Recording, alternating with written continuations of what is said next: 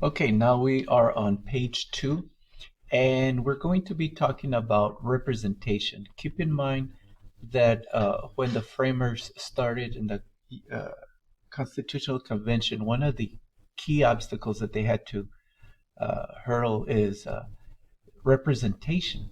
How do you represent each other?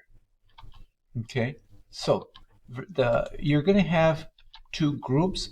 One is going to be known as the Virginia Plan, and the Virginia Plan represented the large states. And when I say large states, we're not talking territory as much as we're talking about population.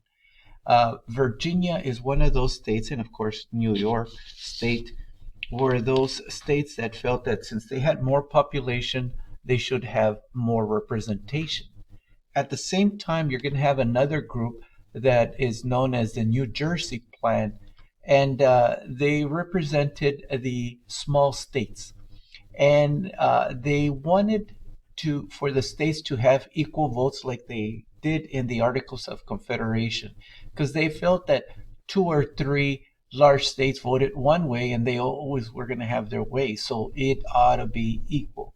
Keep in mind that if this problem is not taken care of, the Constitutional Convention would pretty much be over. So they decided on something known as the Connecticut Compromise, also known as the Great Compromise. And what this is going to be doing is give rise to our modern Congress. Okay. Uh, this is going to be known as a bicameral Congress, and I'll explain that in just a little bit.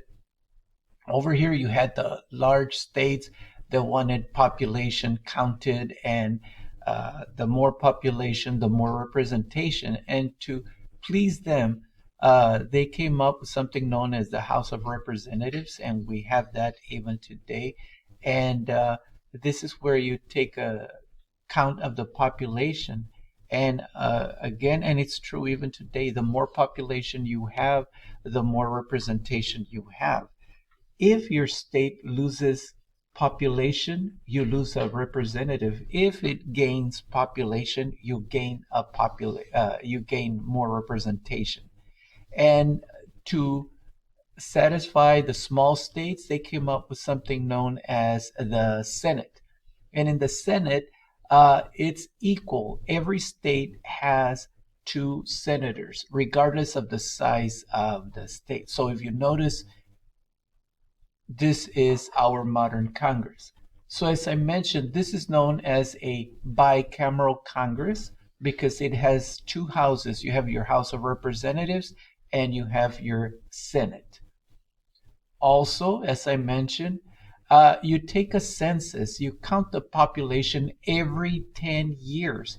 And as I mentioned, uh, you increase in population, you increase in representation. You drop in population, you drop in representation. All right, that's it for representation. Thank you very much.